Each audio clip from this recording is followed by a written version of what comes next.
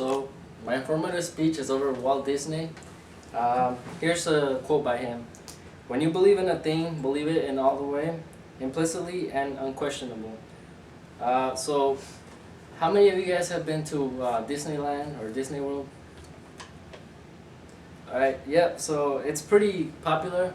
A lot of people have been lucky enough to visit that theme park, or theme parks I should say. So yeah, I'm fascinated by Disney, all the cartoon characters, and pretty much ever since I was little, I was a follower. And I decided to look up information about Walt Disney. I didn't really know information about him until I looked it up with newspaper articles and books. So Disney found cartoons very fun and very cheery. I'll let you know why he found them really cheery.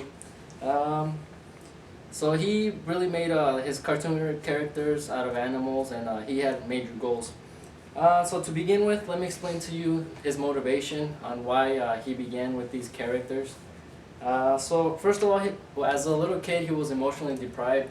In his house, he didn't really get much attention, so he felt, that he was poor in an emotionally way, not really economically.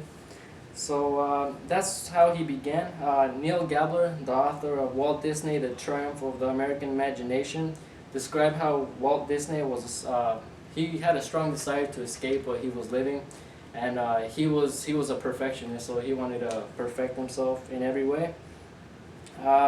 So he wanted to portray in his characters and cartoons happiness.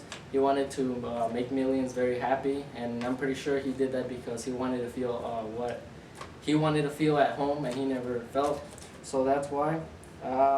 So he wanted his characters also at the theme parks to come alive, and he wanted to connect with the people that came in, and he wanted just to bring families together. Let's see.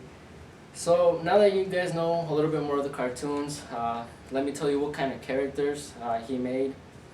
First of all, he grew up in a farm as a child, so he grew up around farm animals. So that's where Mickey Mouse, Donald Duck came, which are his most popular ones. And if you think about it, they can be found in a farm. His first character was Oswald the Rabbit, which was created in the 1920s, and according to an article posted by a radio station, 99.5, Today's Best Country, it describes how 26 cartoons were produced in the 1920s and 1930s. So you know that he took a major part of the cartoon. There wasn't many cartoons back then, so you know that he had a great impact right away. Oswald the Rabbit was then, Mickey Mouse came in, so he was replaced, so that's why you don't hear Oswald the Rabbit anymore. It's Mickey Mouse, so sort of a similar character. He took drawing and photography classes in his high school career, according to biography.com. So that's where he got most of his skills. So Disney really did mean it to go all the way, pursue your dreams, because he did it himself. So it's people can see he's a role model. He actually did what he says. So he died in 1966, so he was going to set up another theme park in Kansas City, Missouri, but he never did because he died of a heart attack in 1966.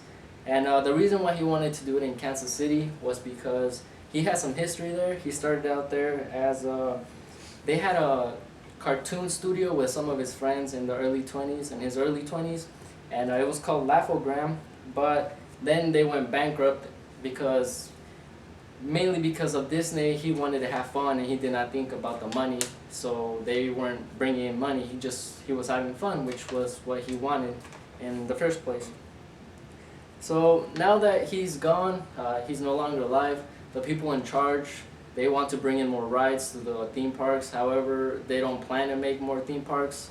They don't plan to build more, so that's the plan for now. So that goes to show that a simple idea can be tremendous success. Now he's worldwide. Everybody knows him. His cartoons, Mickey Mouse. Everybody around the world can recognize him. So he had a rough childhood. He didn't really start from a great family and everything, and he was lacking love and care, so that's basically what drove him to be and accomplish the goals that he accomplished during his career. And he should be a person that we should all admire, because we have all been in a situation that we want to accomplish a goal and we can never act upon it, and we're always stuck. And however, Disney, he probably had problems, and he went pushed through them and he accomplished his goal. So that's what he means by, if you believe in a thing, then you should push yourself until you accomplish it and even more. And we could tell this, we can see that he meant it because of all his success. And yeah.